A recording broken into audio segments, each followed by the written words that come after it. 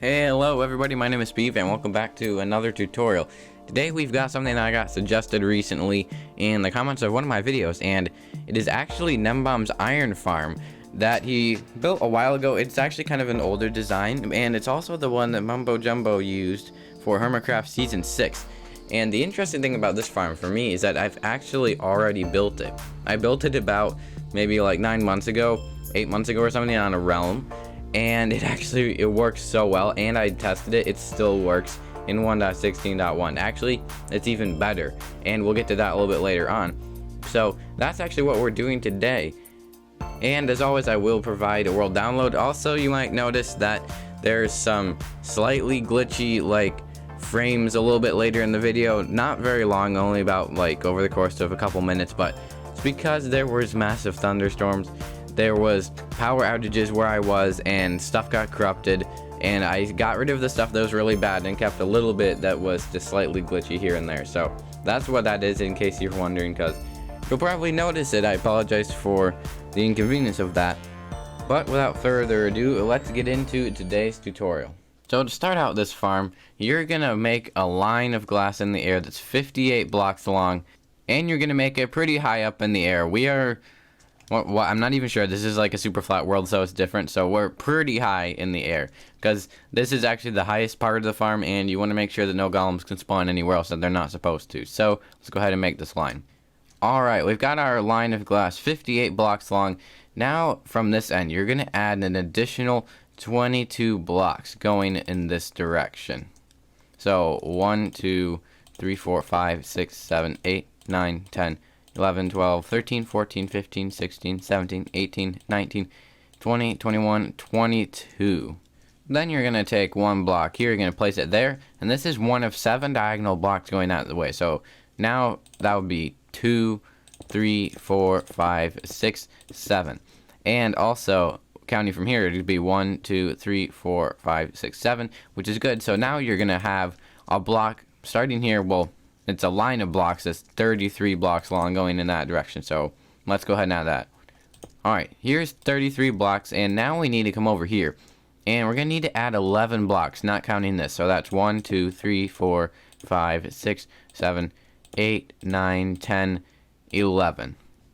So now you're going to place a block here, and this is block 1 out of 18 diagonal blocks going that way to connect these two up. So that's 2, 3, 4, 5, 6, 7, 8, 9, 10, 11, 12, 13, 14, 15, 16, 17, 18.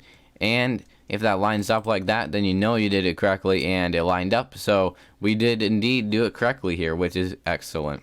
So starting on this end right here, on the shorter diagonal end, you're going to count 1, 2, 3, 4 blocks. Then you're going to break a block, then replace the next block with some sort of solid block.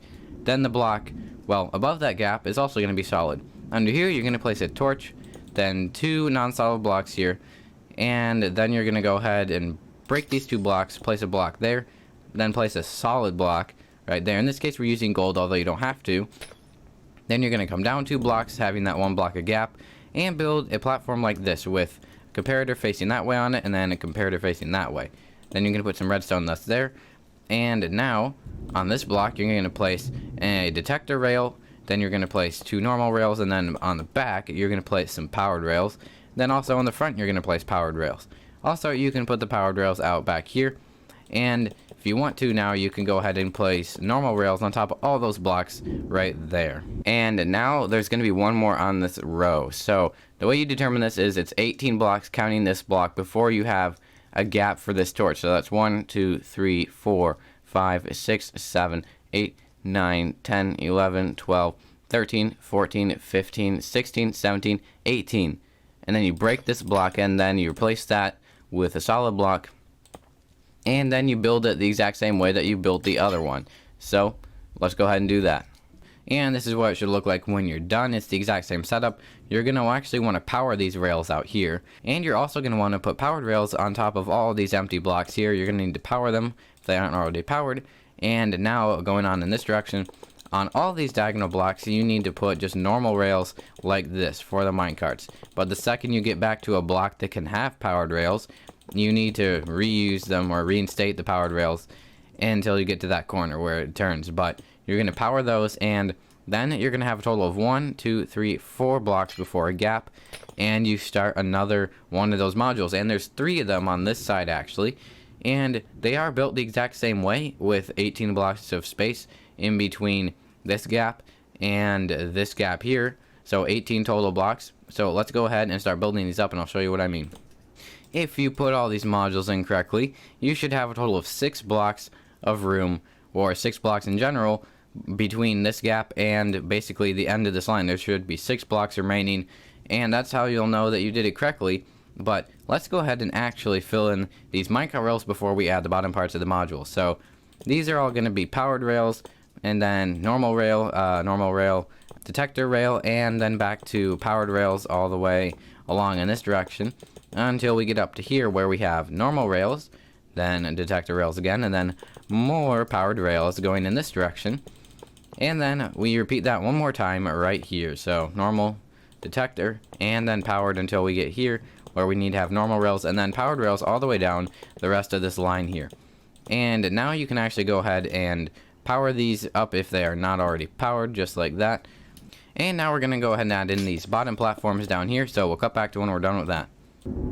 So now that all that is actually completed, and there's actually a thunderstorm outside of my house right now. I don't know if you guys can hear it, but it's getting pretty noisy outside, so it's kind of exciting and a little bit, well, difficult to record.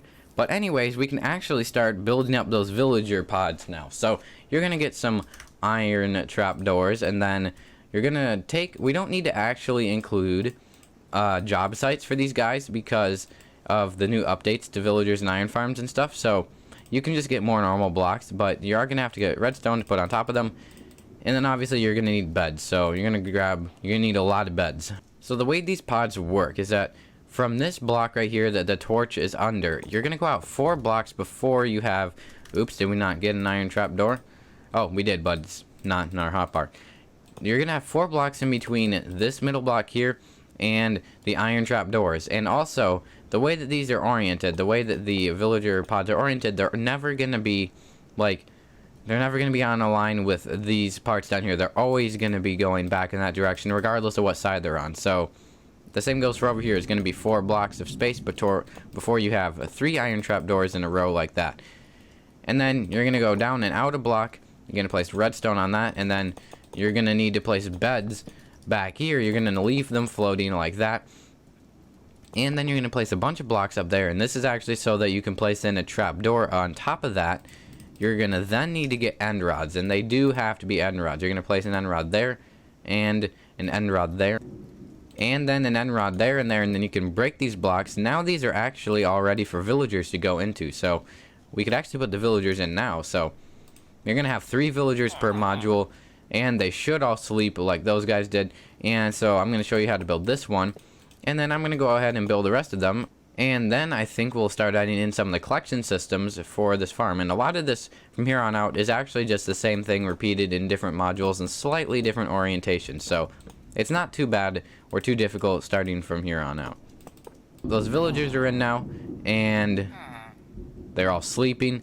So the way that you build this again on this side is starting from this block and going in this direction. The sleeping platforms won't be adjacent to any of this stuff. And same goes for over here. Also over here, it's the same thing. They're not going to go this way. They're going to be oriented in this direction like this. So that's how you build the rest of those. They all are built the exact same way. I'm going to go ahead and build those up, and we'll cut back to when we're done. Well guys, all the villager modules are in, and they actually are all inhabited by villagers now. But now we need to build up some collection systems, which is actually pretty easy. You're going to need some slabs, and you're going to need some glass panes in addition to normal glass. So what you're going to do is you're going to come down 3 blocks from underneath each of these little modules, and then 2 more blocks. You're going to get rid of the first 3, and this is going to be the middle of the back walls of the little water collection areas, and you're going to go out 4 more blocks in each direction, just like this. And then we're going to actually have some glass panes.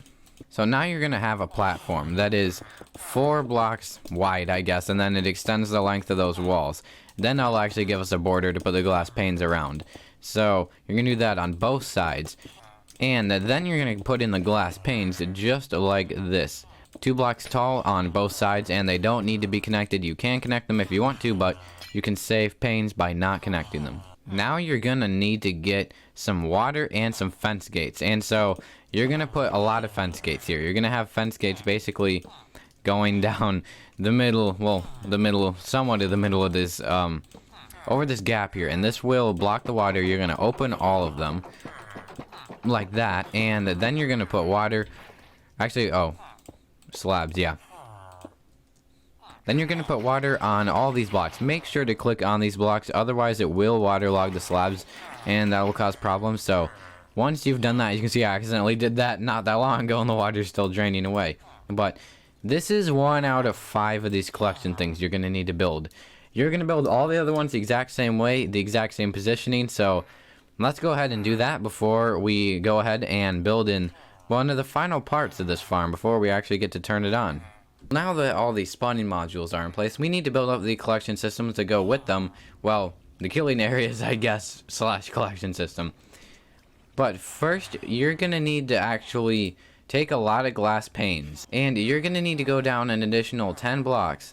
So that's 1, 2, 3, 4, 5, 6, 7, 8, 9, 10. And you're going to need to do this on both sides of every single one of these spawning modules. And this is to stop the golems from, like, dropping places they aren't supposed to drop.